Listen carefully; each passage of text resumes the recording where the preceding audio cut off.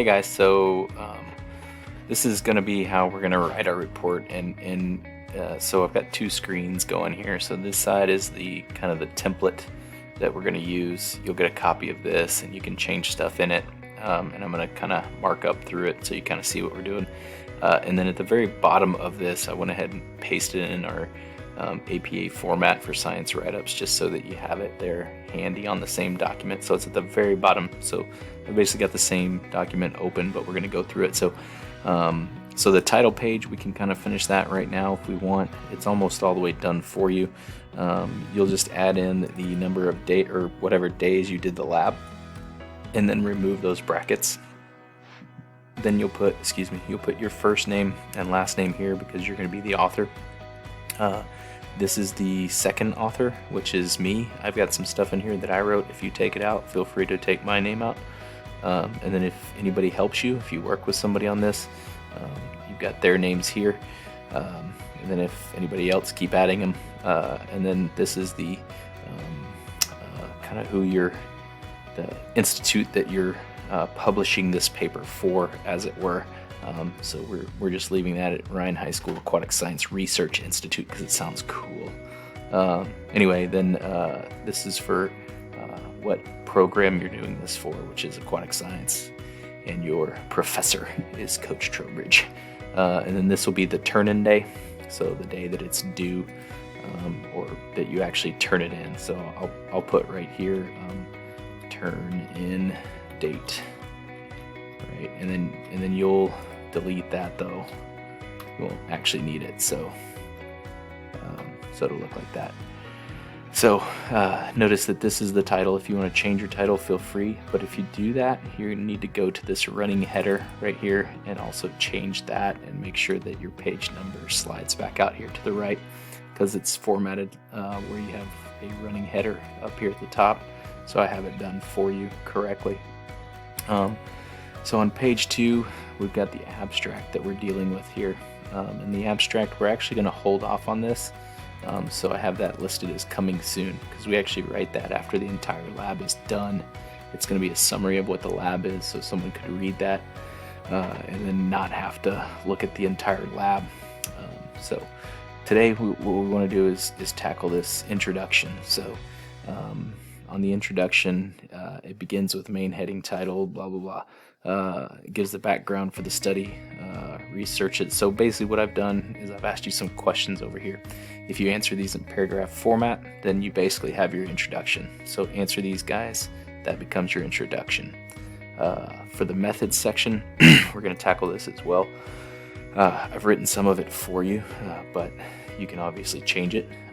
If you think you need to change this, feel free to change it, but we pretty much did that, so you might have a little bit to change there. Feel free.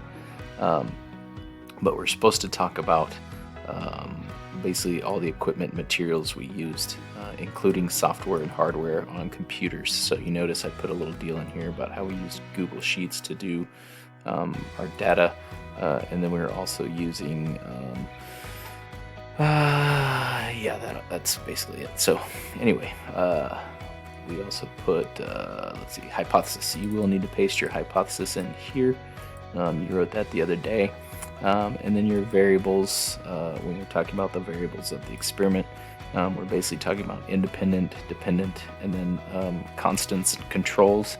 In this experiment, we didn't really have a control because everybody's being compared to each other. So really, the standard is set by each plane individually, which is basically what this says. So really, you can take this and keep it if you want. And then just paste in what these variables are, which we've talked about numerous times. So hopefully you understand the independent variable is the paper airplane types, and then the dependent is how far they flew. If you did something other than how far, you'll need to change some things up a bit. The procedure, you should be able to tackle this. This is how you got your data. So you stood at a point, threw the plane, recorded the data, put that in like number 1, 2, 3, exactly what you did. Be pretty detailed about it. Then results.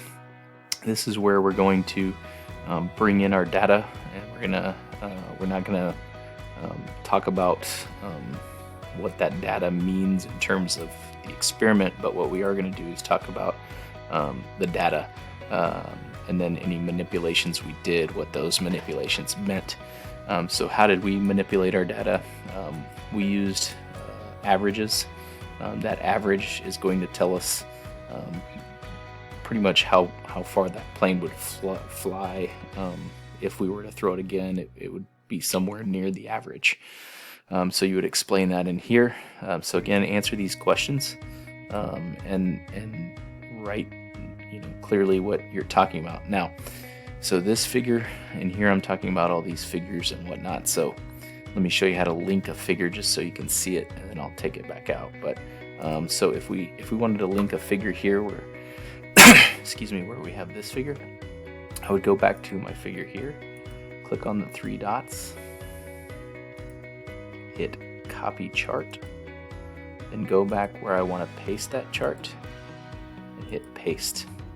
We want to link this to the spreadsheet or link it or paste it unlinked. If we paste it unlinked, any changes we make back on the spreadsheet won't follow. If we link it to the spreadsheet, any change that I make over on the other document will automatically be made in here. So I like to link them. So I hit paste, comes in, and then we want to resize it just so it's not so big. And then we also want to center it. And then what you would do is put a title under it, and the title would be Figure 1, period, average distance, 3 planes, flew in feet, right? And so that's how you would link it in there. I'm going to go ahead and pull that out because you aren't going to need to see that, but that's how it would have been done. If we were to put a chart in here as a figure, so if we wanted to put this in there, we would say Control C and then Control V, and I would go ahead and link it to the spreadsheet again, and then that puts it there. And then I want to, can't remember if this is gonna center it or not, but we'll try. Yeah, it doesn't. So we want to get this centered. Remember how to do it. Okay, so sorry that